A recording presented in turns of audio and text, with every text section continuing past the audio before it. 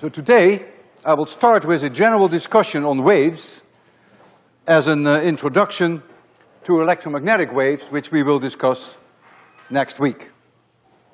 We'll start with a very down-to-earth equation, y equals 1/3 x. And I'm going to plot that for you. So here is y, and here is x. And that's a straight line through the origin. Y equals 1/3 x. Suppose now I want this line to move. I want this line to move with a speed of 6 meters per second in the plus x direction. All I will have to do now is to replace x in that equation by x minus 6t. Notice the minus sign. I will go then in the plus x direction. The equation then becomes y equals 1/3 times x minus 6t. And so look at it at t equals 1. At t equals 0, you already have the line. At t equals 1, you now have y equals 1/3 x minus 2. That means here it will intersect at minus 2, and here it will intersect at plus 6, and the line parallel to the first one, this line is now t equals 1, and this is t equals 0. And it has moved in this direction with a speed of 6 meters per second. And so what this is telling us, that if we ever want something to move with a speed v in the plus x direction, then all we have to do in our equations to replace x by x minus vt. And if we wanted to move in the minus x direction, then we replace x by x plus vt. That's all we have to do. So now I'm going to change to something that is a real wave. I now have y equals 2 times the sine of 3x. That's a wave. It's not moving, not yet. So I can make a plot of y as a function of x, and that plot will be like this. This is 0, so when the sine is 0. This is pi divided by 3, and this is 180 degrees, and it's again 0. This is 2 pi divided by 3, it's again 0. And lambda, which we call the wavelength, lambda, in this case, is from here to here. That is 2 pi divided by 3. It goes also from here to there. I will introduce a symbol k that you will often see. We call that the wave number. And k is simply defined as 2 pi divided by lambda. So in our specific case, k is 3. This here is k. If you know this number, you can immediately tell what the wavelength is. Now I want to have this wave move. I want to have a traveling wave. And I want to have it move with 6 meters per second in the plus x direction. So the recipe is now very simple. All I have to do is replace this x by x minus 6t. So now I get y equals 2 times the sine times 3 times x minus 6t. And if you now look at this curve, this equation, and you plot it a little bit later in time than t0, this is already t0, a little later in time, you will see that indeed it has moved in the plus x direction. And it's moving with a speed of 6 meters per second. So this equation, when you look at it, holds all the characteristics of the oscillation. It holds the amplitude. This 2 is the amplitude. This is minus 2. That's the amplitude. This information, k, holds the information on the wavelength. And this information tells you what the speed is. And the minus sign, which is important, tells you that it's going in the plus x direction and not in the minus x direction. Can we make such a traveling wave? Yeah, we can do that actually quite easily. Suppose I have here a rotating wheel, rotates with angular frequency omega, and let this has a radius r, and I give it 2 units so that I get the same amplitude that I have here. And I attach to this a string, and I put some tension on the string, so that I create a wave as I rotate it, and the string is attached here, and as it rotates, the wave is going to propagate into the string with a velocity, let's say, v. So I can generate a traveling wave. The period of one oscillation, if you are here on the string, you're going up, you're going down, you're going up, you're going down. That's all you're doing when the wave passes by. The period of one whole oscillation is obviously 2 pi divided by this omega. The wavelength lambda that you are creating from here to here is lambda. Well, if you know the speed with which it is traveling, and you know it has been traveling capital T seconds, one oscillation, that's a distance lambda. So this is v times t. But this is also v divided by f, if f is the frequency in hertz. And so the frequency, f, is then also given by the speed divided by lambda. And so I can write down this equation now in a somewhat different form.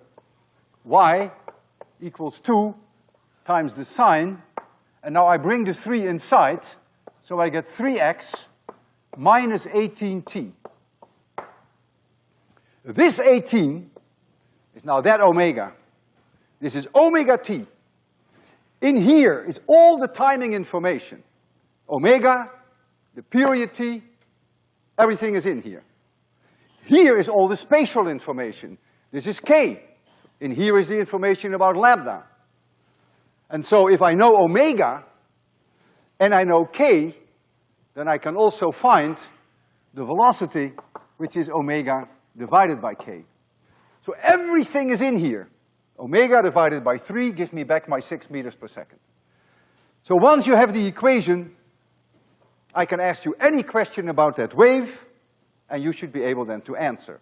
Wavelengths, frequency, in hertz, in radians per second, speed, everything. You may ask me now, why do you discuss this with us? Well, we are coming up to electromagnetic waves next week. And in electromagnetic waves, you're going to see lambdas, you're going to see omegas, you're going to see capital T's, you're going to see frequency, you're going to see K's.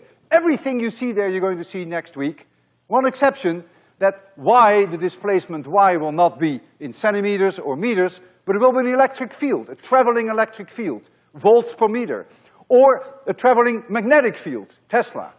But other than that, all these quantities will return in exactly the same way. Now I want to discuss with you a standing wave first, because standing waves are going to be important. This is a traveling wave. And now comes something even more intriguing, which is a standing wave. Suppose I have a wave traveling in this direction, and I call that y1, and y0 is the amplitude, sine kx minus omega t. And notice now I have all the symbols that we are familiar with. We have the k here, we have the omega here, and we have the amplitude here. And the minus sign tells me going in the plus direction. But I have another wave. And the wave is exactly identical in terms of amplitude, in terms of wavelength, in terms of frequency, identical, but it's traveling in this direction. And so this is y2, which is y0 times the sine of kx plus omega t. This plus sign tells me it's going in this direction. And so if this is a string, the net result is the sum of the two. So I have to add them up. So y is y1 plus y2.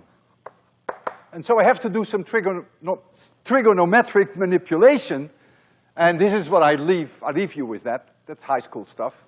You add the two up and you'll find 2y0, notice that the amplitude has doubled, times the sine of kx times the cosine of omega t.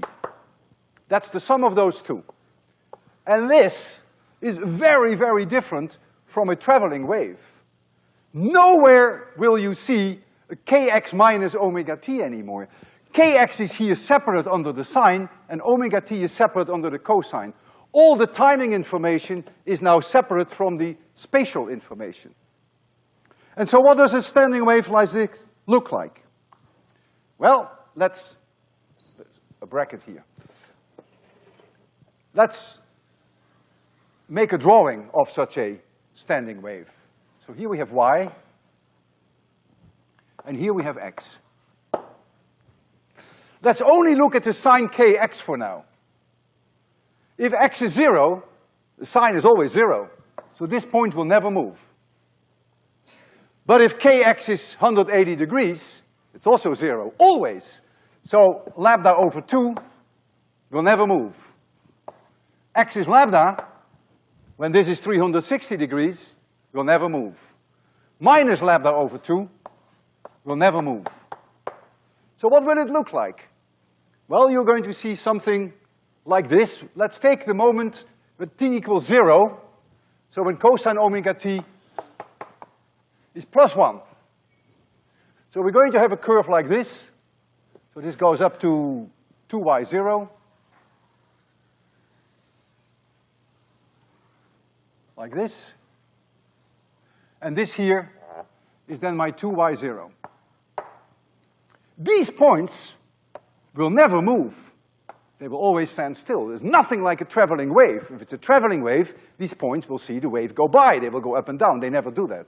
They sit still. They have a name. We call them nodes. Let's now look a little later. Let's look at t equals 1/4 of a period. Now, the cosine is 0. So there's not a single point on the string that is not 0. So the string looks like this. If you took a picture of the string, you wouldn't even know it's oscillating. It would be just a straight line. And now, if we do look a little later and we look at t equals 1/2 the period, then the cosine is -1. So now the curve will look like this. And so what does it mean? If we just look what's here happening, this is what's going to happen. The string is just doing this, and there are points that stand still. Nothing is going like this, nothing is going like this. You see this point going up and down, up and down, up and down, and this will do the same, and these nodes will do nothing. So that is what a standing wave will look like, and I think the name standing wave is a very appropriate name, very descriptive, because it's really standing, it's not moving, at least not traveling along the x direction. Can we make a standing wave? Yes, we can, and I will do that today. A standing wave can be made by shaking or rotating in that fashion a string. So here I have a string. Say I attach the string to the wall there, and I move it up and down here. So a wave goes in. I do just this, like the rotating disk. The wave travels, but the wave is reflected. And so I have a wave going in, and I have a wave coming back. So I have now two waves going through each other. And if the conditions are just right, then these reflective waves, this one will reflect. When it arrives here, it will reflect again. It goes back again, and it will continue to reflect. So if the conditions are just right, then these reflective waves will support each other, and they will generate a large amplitude, as I will demonstrate to you. But that's only the case for very specific frequencies, and we call those resonance frequencies. The lowest possible frequency for which this happens, which we call the fundamental, will make the string vibrate like this. So the whole thing goes whoosh, whoosh, whoosh, whoosh, and we call that the fundamental.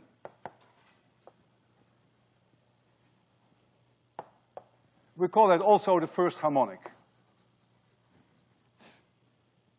If now I increase the frequencies, then I get a second resonance frequency, and a note jumps in the middle. There is already a note here, and there is a note here, because this motion of my hand here is very small, as I will demonstrate to you. For all practical purpose, you can think of this being a note.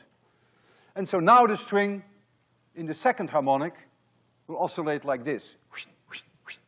So this is the second harmonic. And if we go up in frequencies, then this should be right in the middle, by the way. And if I go up in frequency one step more, then I get another resonance whereby we get an extra note, so we get the third harmonic.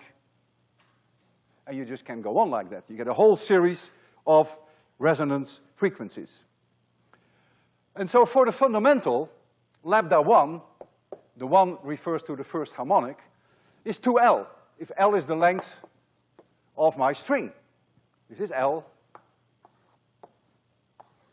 You only have half a wavelength here, so L is 2L. But we know that the frequency is the velocity divided by the wavelength. We see that there. Frequency is velocity divided by the wavelength. So the frequency F1 is the velocity divided by lambda 1, so that's divided by 2L. So that's the frequency in the fundamental for which this resonance phenomenon occurs. For the second harmonic, lambda 2 equals L. You can tell. You see a complete wavelength here.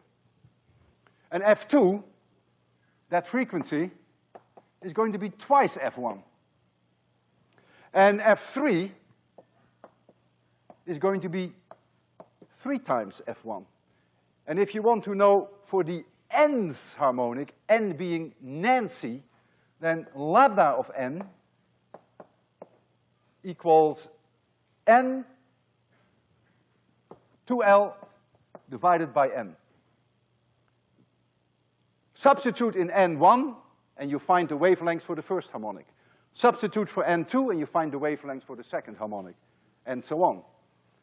And the frequency for the nth harmonic, n stands for Nancy, is n times v divided by 2L.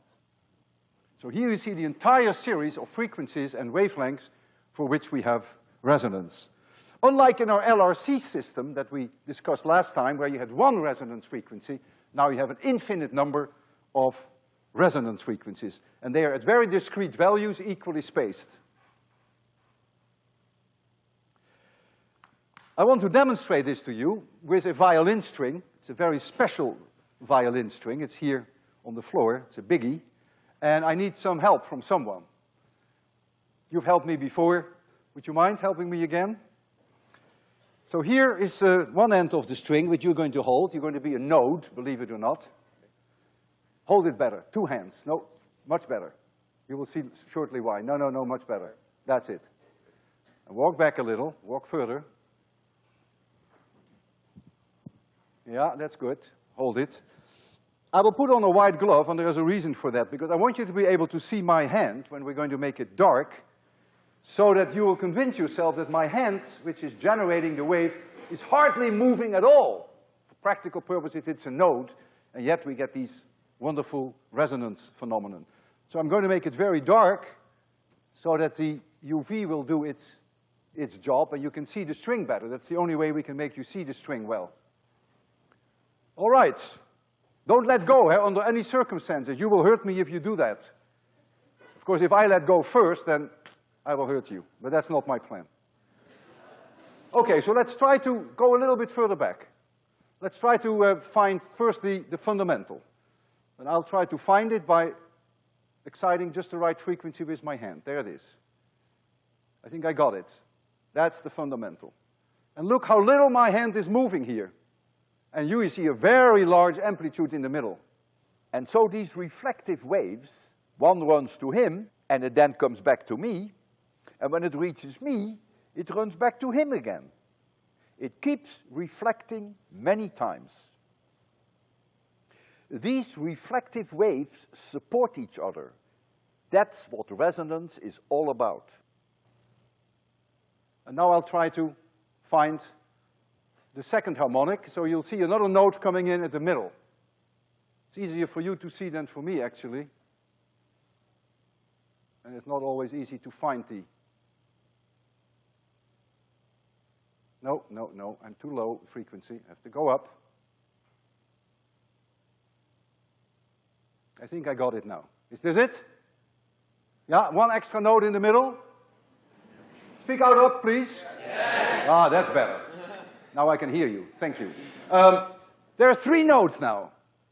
My friend there is a note, I'm a note, and then there's one in the middle. If you subtract one, the 3 minus 1 is 2, then it's a second harmonic. And so now I will try to generate a very high frequency in resonance, and then you count the number of notes, subtract one, and then you know which harmonic I was able to generate. So now I'll try to, it's not so easy, you need to get a resonance in there. No, I'm off resonance. No. Yeah. Got it, got it, got it, got it. You keep counting. Keep counting. Oh, that's a super high harmonic. How many did you count? 10, do I hear 10? Do I hear 20? Actually, I counted about 27, but that's okay. All right, thank you very much. That was great that you helped me.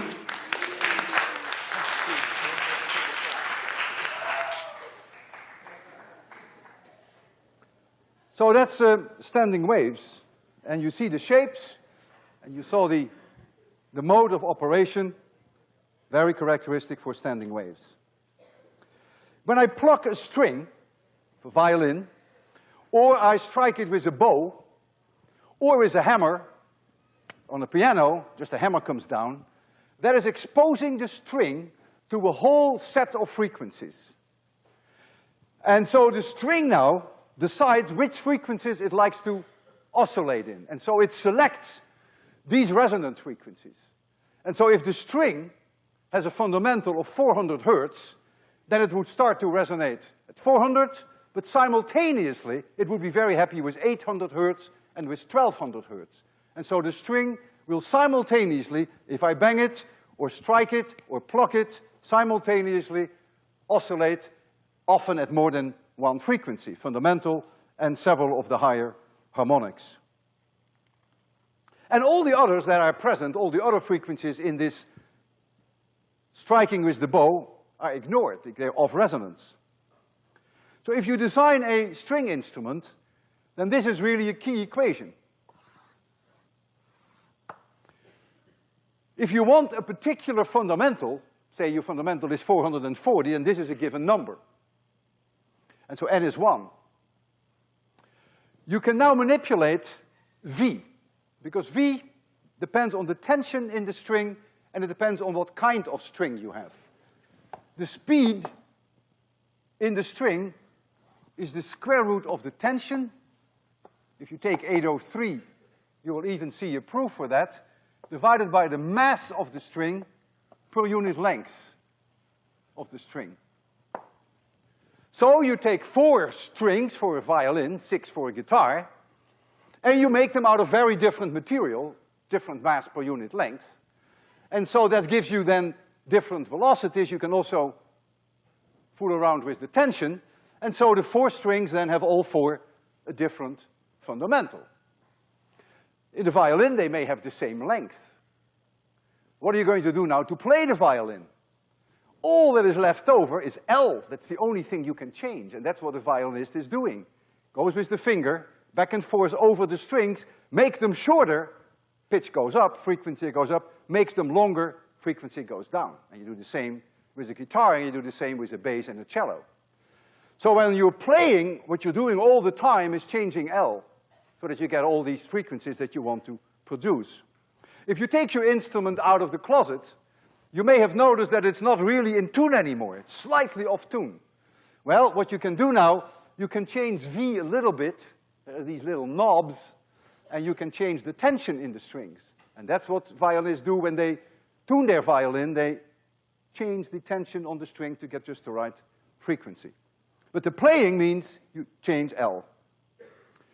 A piano is different. That's really a luxury. A piano has 88 keys, and the length of each set of strings is fixed, so you don't have to worry about that.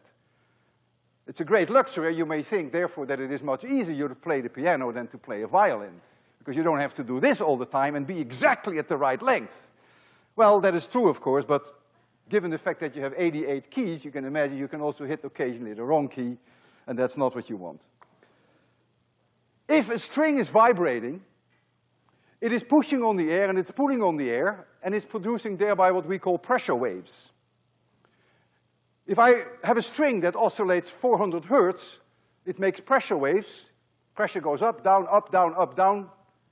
400 times per second, it goes up. It reaches your eardrum, and your eardrum starts to shake. 400 times per second, goes back and forth, and your brain say, I hear sound. That's the way it works. So it is the string, then you get the air, pressure waves, and then you get your eardrum, and then you get the brains, if there are any. Now, I want to discuss with you, before I demonstrate some of this, I want to discuss with you instruments which don't have strings. And I will call them all woodwind instruments, although that's perhaps not an appropriate name for all of them. But I'll just call them woodwind for now. And suppose I have here a box which is filled with air. Completely closed box. It has a length L. And I put in here a loudspeaker, and I generate a particular frequency of sound. Then the pressure waves are going to run, they're going to bounce off, and they come back, and I get reflected traveling waves. And what I get inside the box now, I get standing waves of air. It's not the box that goes into a standing resonance, but it's the air itself. And the frequencies that are produced, at which the system is in resonance, is given by exactly the same equation. Except now that V is non-negotiable. V is now the speed of sound, which at room temperature is about 340 meters per second. So whenever you design in woodwind instruments, that is non-negotiable. You cannot change V, which you can do when you are an instrument builder of strings. You will say, gee, if I have an instrument whereby the sound is inside a closed box, you're not going to hear very much. Well, that's true. You must let the sound go out somehow. And what is surprising, that if you take this end off, and you take this end off, that this box, which is now open on both sides, will still resonate at exactly those frequencies. And you've got to take 803 to get to the bottom of this. There are also resonance frequencies in case that the sound cavity, if I call this a sound cavity, is closed on one end and open on one end. The series of resonance frequencies is different from this one, though. It's not so important, but it is different. But you also get a whole series of resonance frequencies. The velocity of sound in a gas, V, is the square root of the temperature, so it's a little temperature dependent, divided by the molecular weight. Well, you can't do much about the temperature in a room. In general, it's room temperature. And with air, you're stuck with the molecular weight. Oxygen and nitrogen is about 30. There's not much you can do about that. But every one of you who plays woodwind instruments know that if you go from a cold room to a warm room, that your instrument is no longer in tune. And that's because of this. The temperature changed, so V changes, so your fundamentals change. And what do you do now? These people know what they do. They have a way of making the cavity a little shorter or a little longer. It's not very much, but they have a little bit to play with. And when they do that, so they compensate L for the slight difference in V to get back to the same fundamental that they need. So now you have a woodwind instrument. Low-frequency woodwind instruments will be big, and high-frequency woodwind instruments will be small, because in L lies the secret. You can't fool around with V. V is a God-given. And so how do you play an instrument now? Well, you have to change L, that's all you can do. And if you have a trombone, you're doing this, it's clear that you're changing L. You make the cavity shorter and longer. So that's easy. If you have a flute, you have holes in the flute. And if all the holes are closed, the flute is this long. But if you take your fingers off the holes, it gets shorter. And so when you take all your fingers off the holes, then you have a high frequency. The flute is only this long. If you put all your fingers on it, it's this long, and so the frequency is lower. And a trumpet is the same idea. You have valves that open holes and close holes.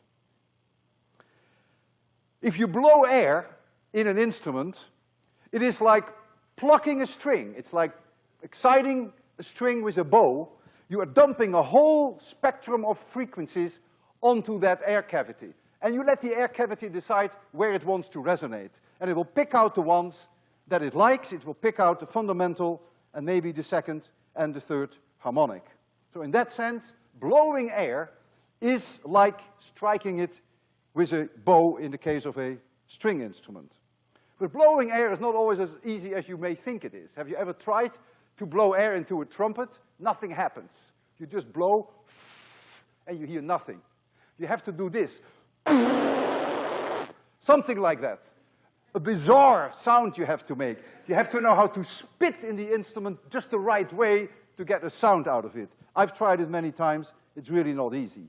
So blowing air is just said in a simple way, but in order to get it to resonate, you gotta really know how to hold your lips and how to excite that cavity. I can show you the easy relation between the frequency of the fundamental and the length of woodwind instruments. That's a one-to-one correlation. This is on the web, so you can download it. You don't have to copy this. And you see there that this is only for an open system. This is not for a closed open system. The numbers would be different. So if you are interested in very high frequencies, then an open system, which is only 1 centimeter long, would give you a fundamental of 17,000 hertz, which most of you can hear because you're still young. You can hear up to 20 kilohertz probably. The second harmonic you would not be able to hear. That is too high for you. An instrument which is 10 centimeters long, open, you would hear the fundamental easily, 1700 hertz.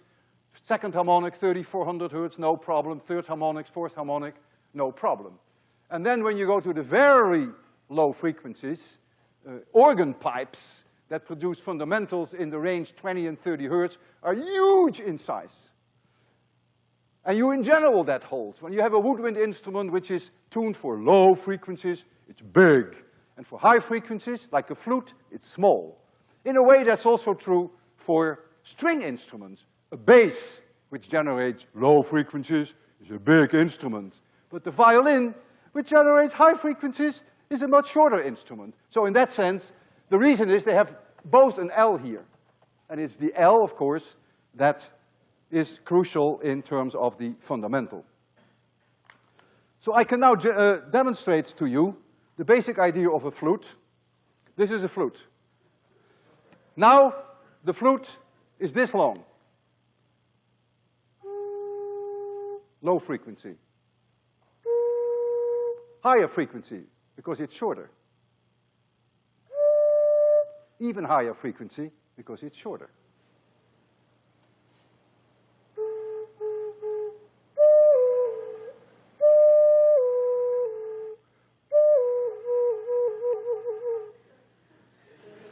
That's all it takes. Trombone. That speaks for itself, right? Make it longer, you make it shorter. I'll try.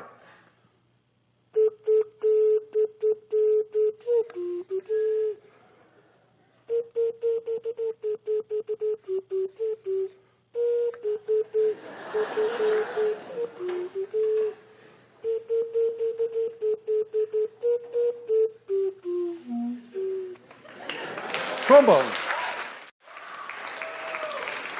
Wind organ, 80 centimeters long, open and open on both sides. 80 centimeters, that would give me a fundamental a little higher than 170. And then it will give me a second harmonic and a third harmonic. It all depends on how fast the air is flowing by, and there will be moments that you will hear more than one harmonic. I'll try to swing it around. It's not easy for me to hit the fundamental, but I'll try that too. This is the second harmonic. Third harmonic. Fourth harmonic. Fifth harmonic. Fourth. Fundamental. This is fundamental. This is the fundamental, 212 hertz. 425 hertz. 637. 637.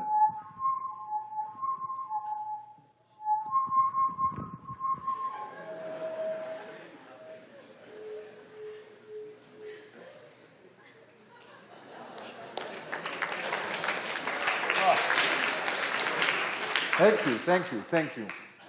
Several years after this lecture, I measured the frequencies and discovered that what I believed to be the first harmonic in this lecture, in reality, was the second harmonic. So all resonance frequencies were one harmonic higher than I thought at the time. If you bang on a tuning fork or you pluck on a string, in isolation you hear nothing, almost nothing. I have here a tuning fork, and if I bang on it, you hear nothing and I hear nothing, almost nothing, unless I hold it very close to my ear. What we do now with string instruments, we mount the strings on a box with air, a sound cavity, sounding board it's called. And now the air inside can oscillate with it. It doesn't always have to be precisely at resonance. And also the surface itself of the box can start to vibrate. So you're displacing more air, and the sound becomes loud and clear. You don't gain energy, but you drain the energy out of the oscillating string faster. And so for that short amount of time, you get louder sound. And I will demonstrate that first with the tuning fork.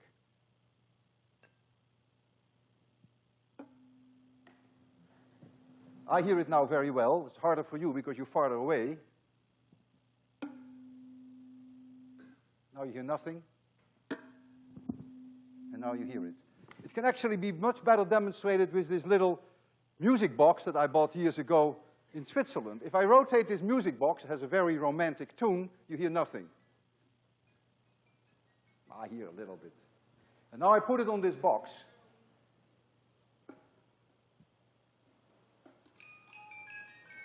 Unmistakable.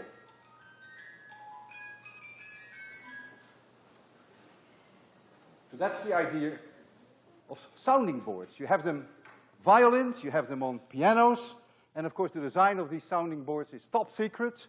The manufacturer is not going to tell you how they built them because the quality of the sound, of course, is partly in the design of the sounding board. I can make you hear and I can make you see sound. And my goal for the remaining time is to make you see and hear at the same time. I have here a microphone, which is like your eardrum. And suppose I generate 440 hertz. And I can do that with a tuning fork.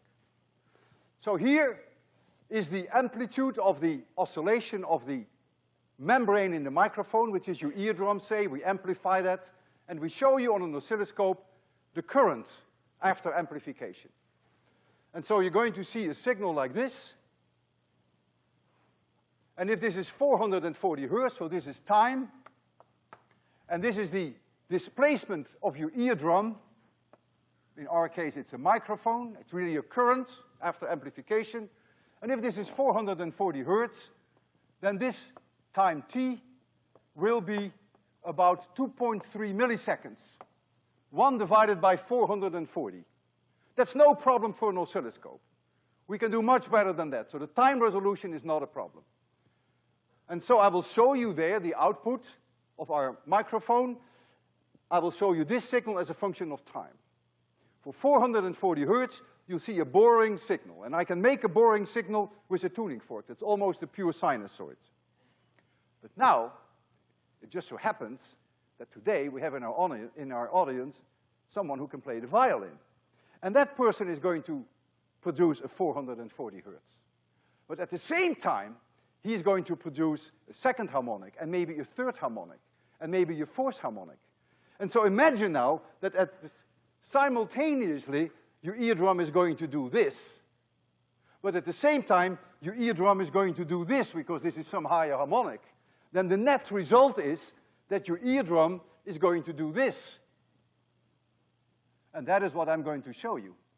And so when you see the various instruments, you will recognize that on top of the fundamental, you'll see these very characteristic harmonics, each instrument having its own cocktail, its own unique cocktail, and when you hear that cocktail, you say, oh yeah, that's a saxophone. Or you say, no, that's a violin. You would never mistake a saxophone for a violin.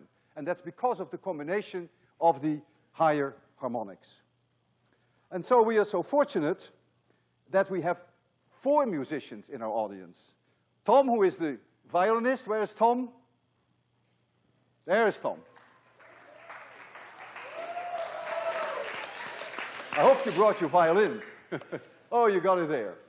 And then we have Emily. I saw her already. There's the clarinet. So if you come this way, Emily. And we have Aaron.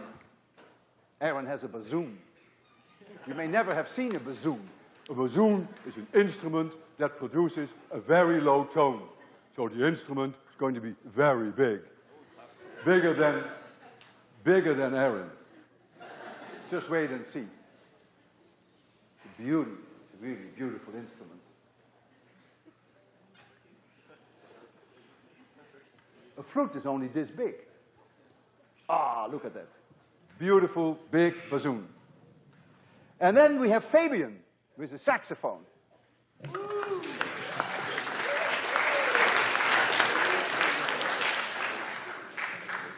So if you stand here, then I will first do the boring part. And what I will do is, I will show you then what a 440 hertz signal looks like produced with a tuning fork. And we'll see it there. And so I have to change the light situation substantially. So the musicians will get a little bit into the dark, but you will still be able to see them. So I'm going to turn on now the microphone. And that's where you're going to see the signal. And when you make noise, you can hear and see yourself. 440.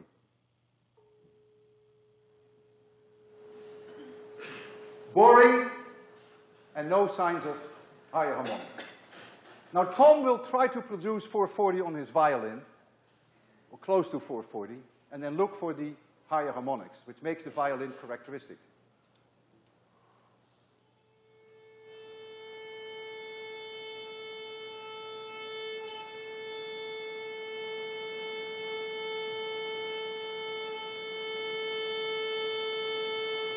Notice that the average spacing, the repetition, is indeed the same as it was with the 440, but you saw this incredible richness of harmonics.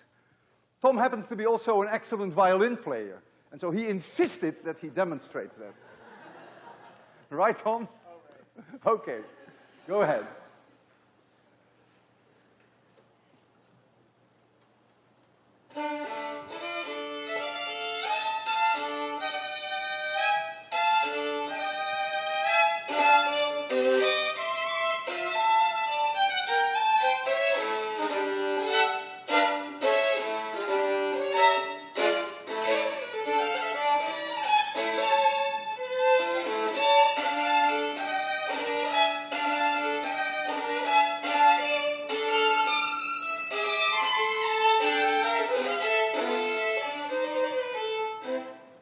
Terrific.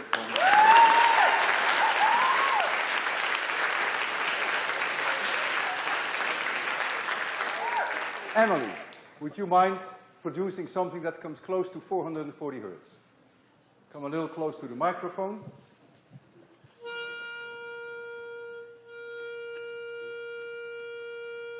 Notice the big difference with the violin.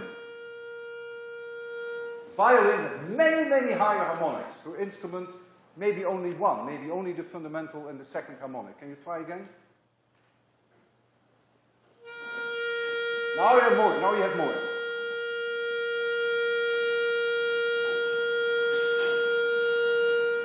Now Emily did not insist that she wanted to play, but I did. So Emily, would you please?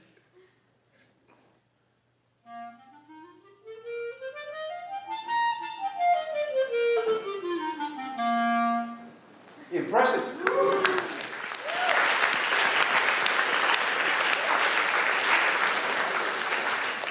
Aaron, with his bassoon, he ordered a special chair. Because he says, look, with an instrument so big, L is so large, it's heavy. Clearly a bass, which produces low frequencies, is heavier than a violin, and the same is true with woodwind instruments. Aaron, could you try something close to 440?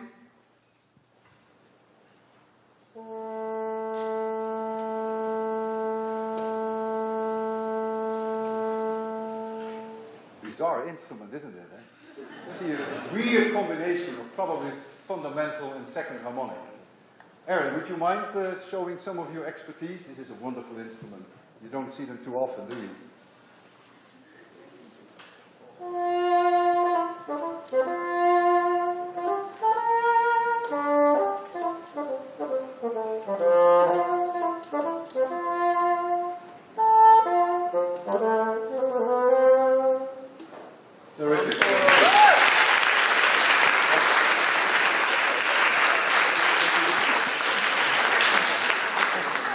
Last but not least, we have a saxophone, Fabian.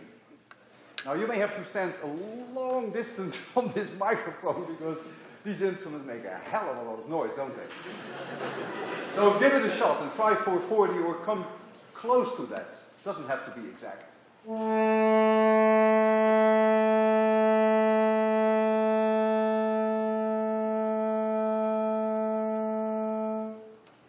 Interesting. Also, you see several higher harmonics. It's hard to tell which. So would you mind playing something real hot?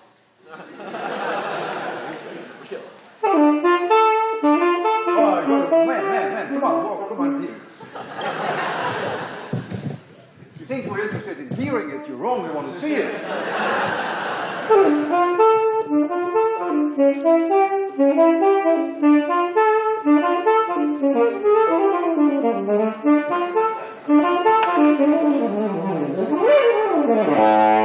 Oh, Bella, I missed it. Do it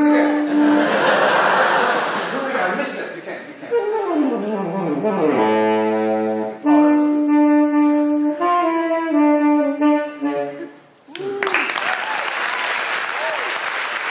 Thank all of you. Thank you very much.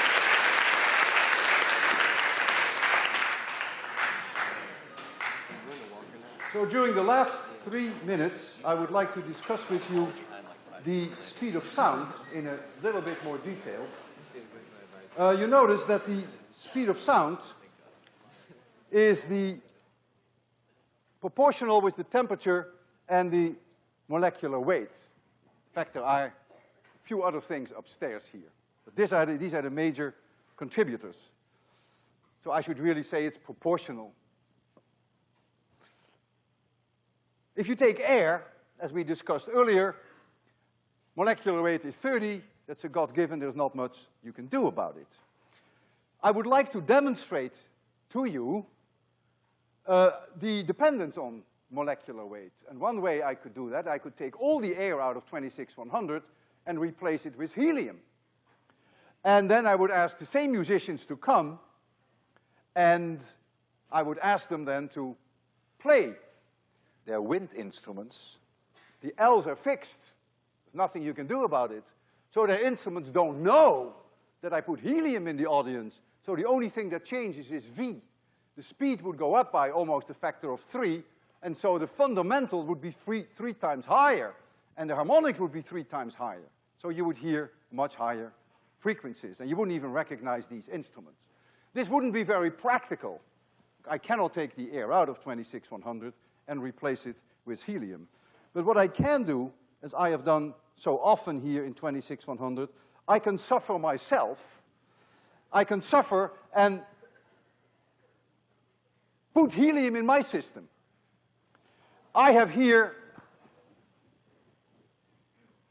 I have here my own sound cavity.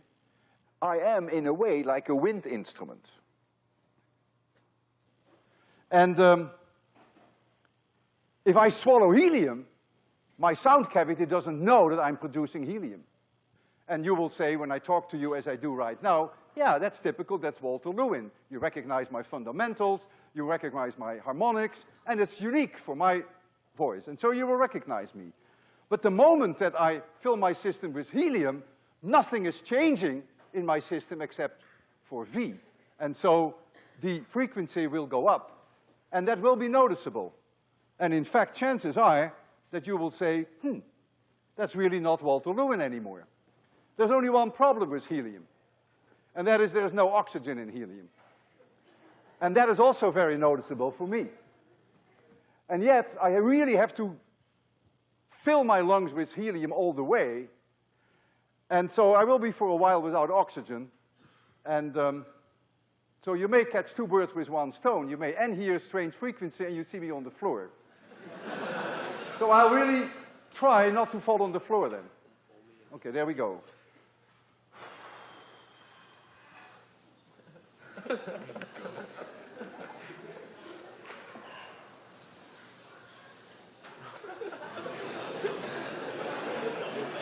It really doesn't sound like Walter Lewin anymore, does it? I'll see you Friday. All the best.